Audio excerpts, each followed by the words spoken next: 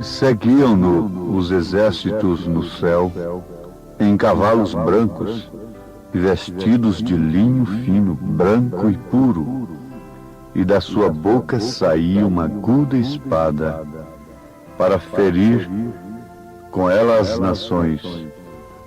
E ele as regerá com vara de ferro, e ele mesmo é o que pisa o lagar do vinho, do furor e da ira do Deus Todo-Poderoso.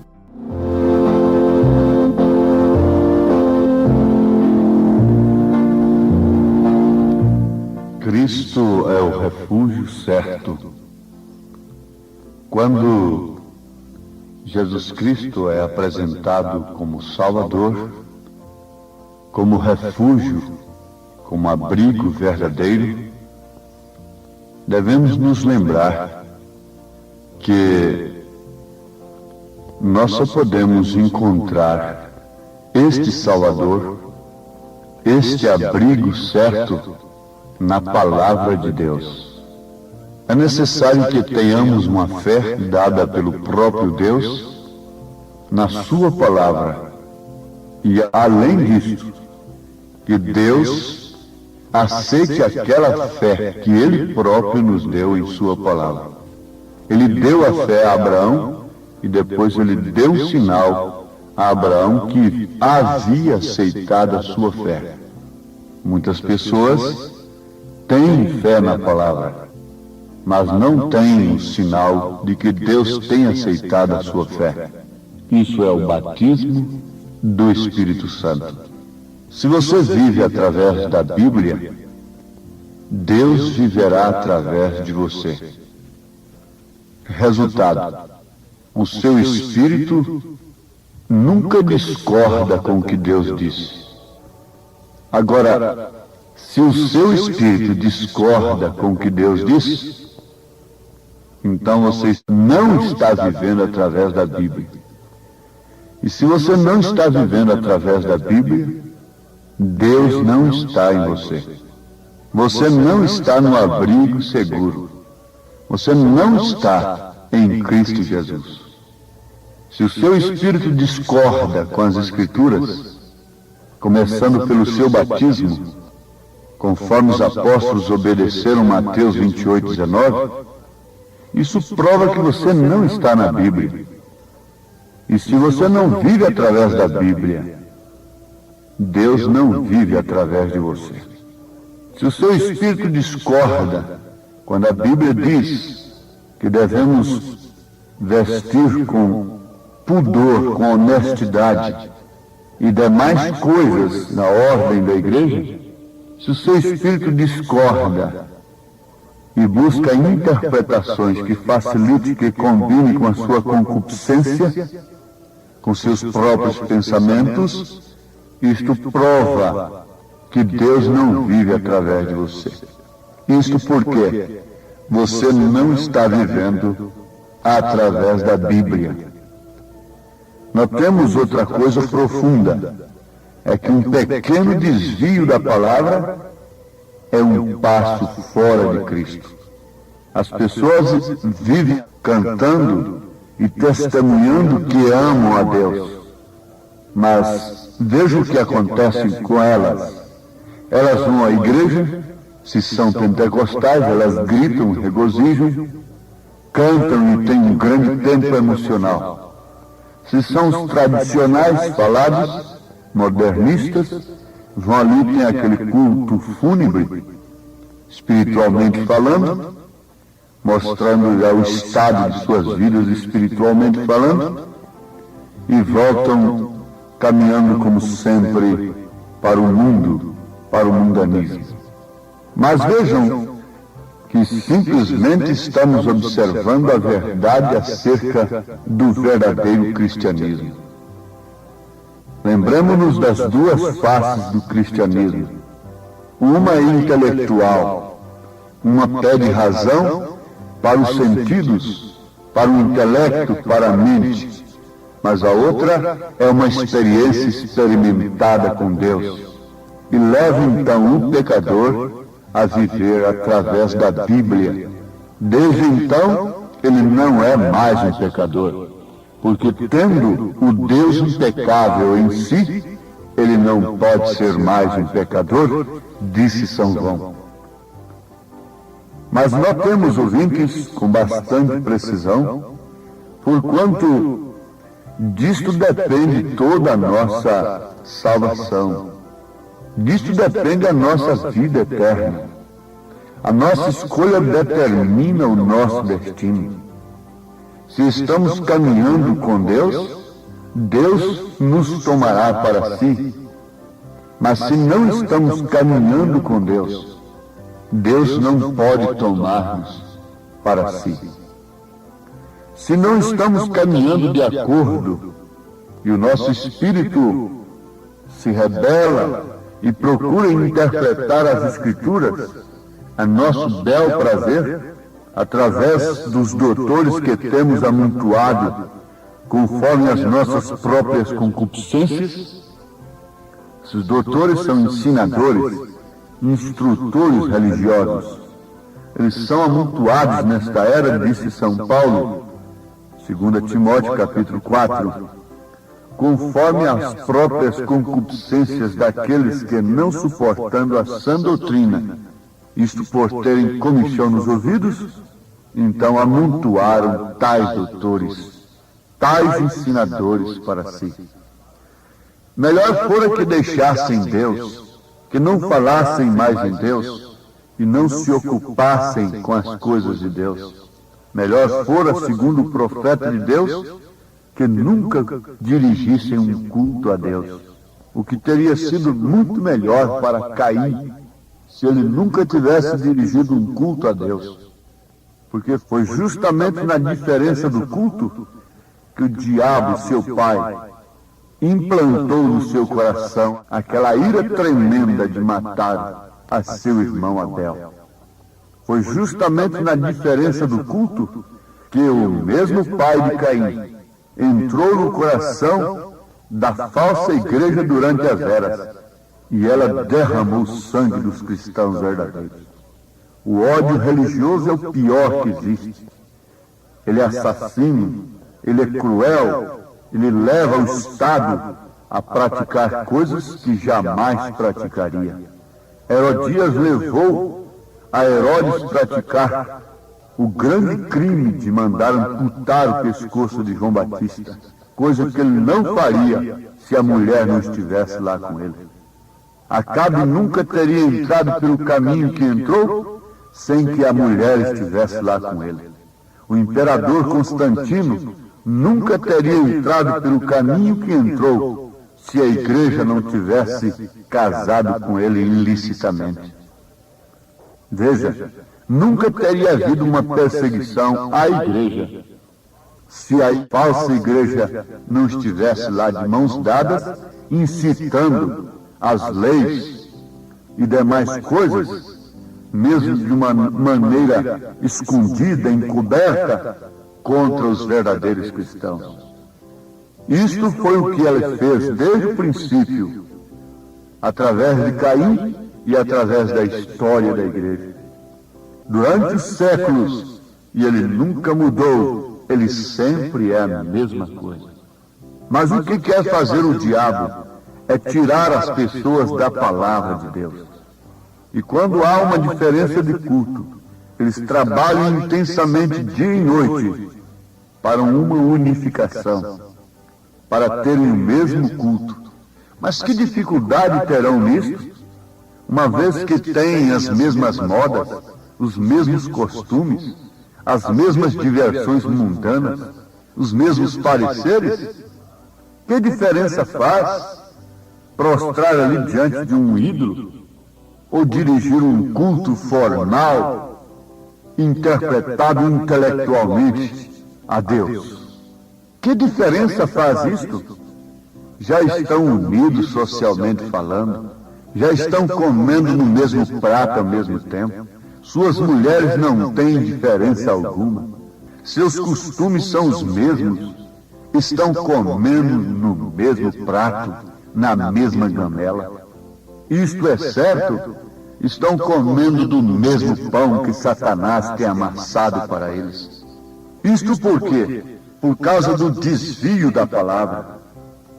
E não pense você que uma pequena inclinação no rifle possa significar menos do que errar o alvo. E agora o que interpreta a teologia acerca do pecado? O que ela diz, tecnicamente, o que é pecado? Pecado é errar o alvo. Mas devemos saber que uma pequena inclinação do rifle nos leva a errar o alvo. E um pequeno desvio da palavra é um passo fora de Cristo. Está tudo perdido. O melhor que nós fazemos é nos humilhar e nos prostrar diante de Deus e pedir misericórdia, se é que ainda há tempo de clamarmos por ela.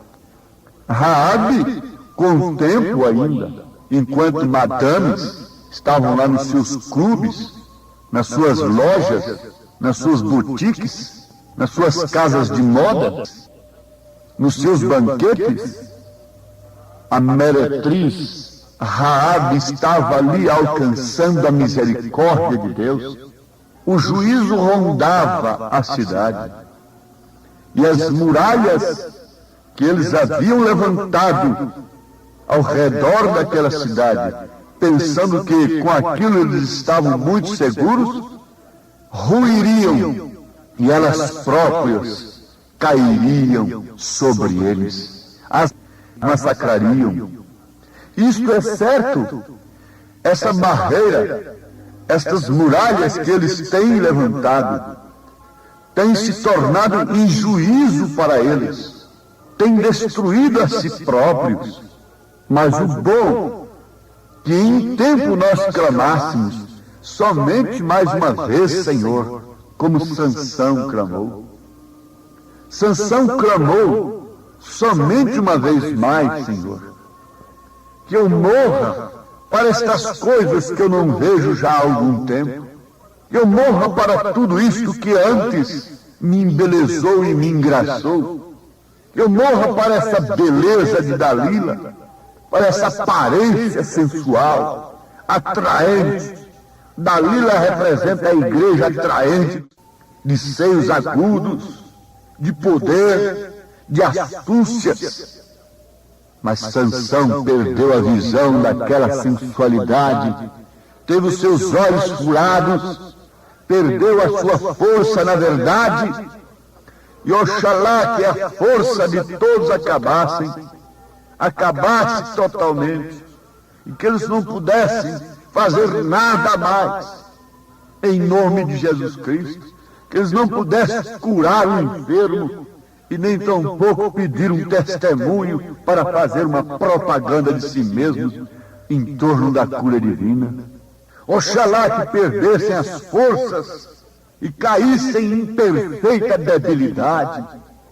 Ninguém pode sentir o desvio da sua espinha antes de pegar um peso. Ninguém pode sentir o desvio da sua espinha antes de sentir as dores.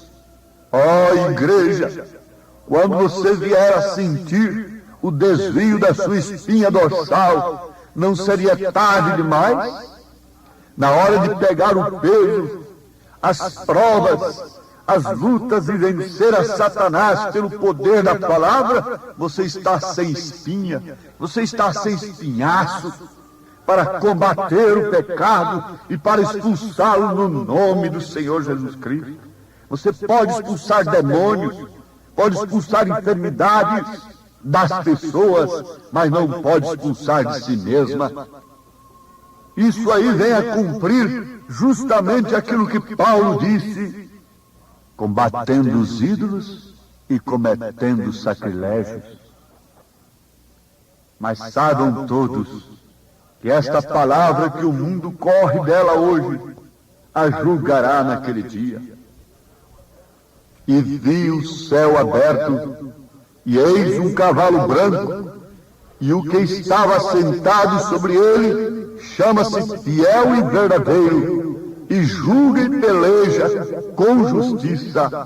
E os seus olhos eram como chama de fogo, e sobre a sua cabeça havia muitos diademas, e tinha um nome escrito que ninguém sabia senão ele mesmo. E estava vestido de uma veste salpicada de sangue, e o nome pelo qual se chama é a Palavra de Deus. E seguiu-no os exércitos no céu, em cavalos brancos, e vestidos de linho fino, branco e puro. E da sua boca saía uma aguda espada para ferir com ela as nações. E ela as regerá com vara de ferro, e ele mesmo é o que pisa o lagar do vinho do furor e da ira do Deus Todo-Poderoso. E no vestido e na sua coxa tem escrito este nome: Rei dos Reis e Senhor dos Senhores. Apocalipse 19, versículo 11 e 16. Oh, que desfile, que cortejo, que pujança! Aquele que outrora estava humilhado, com os olhos tenros, olhando para o pobre moribundo, para os pobres pecadores, crucificado, olhando para os seus próprios algozes, com olhar de misericórdia, agora virá montado num cavalo branco, com vara de ferro, regerá as nações, imponentes, jactanciosas, orgulhosas, empregadas em progressos pecaminosos. Para progredir tem que passar por cima da palavra de Deus, tem que negar a palavra de Deus. Então esse progresso é diabólico. Para progredir tem que desrespeitar a fé das moças e dos moços que querem viver para Cristo. Para progredir tem que se sujeitar à imundície, ao pecado, à vulgaridade. Oh, nações, vocês serão regidas com esta mesma palavra que vocês fogem dela hoje e a odeiam. Aqueles que têm vivido a palavra de Deus julgará a todas as nações que têm a rejeitado. Vocês têm amontoado doutores para si, intérpretes das Escrituras para si, esquecendo-se de quem é o verdadeiro intérprete das Escrituras. Quem é o verdadeiro intérprete da palavra? É o próprio Deus. Deus é seu próprio intérprete.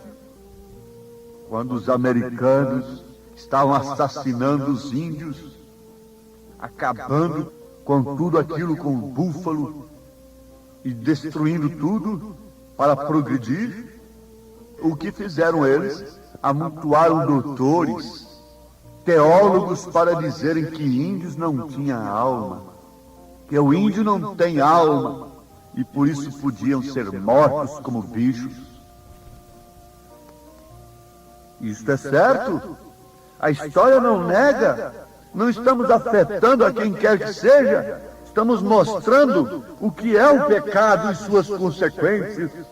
O desvio da palavra de Deus tem levado homens grandes e pequenos, tem levado nações ao grande abismo. O desvio da palavra de Deus, a rejeição da palavra de Deus, levou Nabucodonosor com todo o seu reino de ouro a pique, a comer com os animais do campo como bicho. E mais do que isso, para o inferno. O desvio da palavra de Deus levou o mundo civilizado antes de Noé a um total juízo, dilúvio. O desvio da palavra de Deus levou os tradicionais da lei de Moisés a trair o juízo sobre si e sobre seus filhos, os judeus, sendo feitos sabão de judeus.